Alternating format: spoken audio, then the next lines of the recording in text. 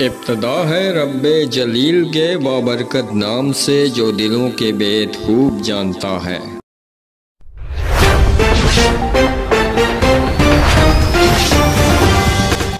चकसवारी में 5 मंजिला 2 मंजिला तहखाना समेत शादी हाल की इमारत ज़मीन बोस हो गई थी। इसके मालकान, इंतज़ामिया और मजदूर मलबे के नीचे दबे हुए थे।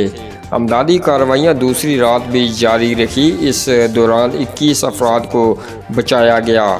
मैरिज हॉल के मालिक नदीम हुसैन रुपयाल की मैयत जुमे के रोज़ मिली थी।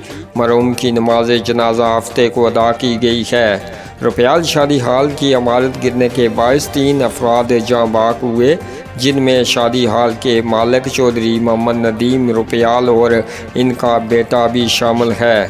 चौधरी मोहम्मद नदीम रुपयाल मरहूम की जस्ते खाकी जल्द ही रेस्क्यू कर ली गई थी, ताहम इनके बेटे चौधरी रहीम की डेड बॉडी 49 घंटे के बाद रेस्क्यू कर ली गई और आज इतवार को चौधरी रहीम की भी नमाज जनाजा अदा कर दी गई है।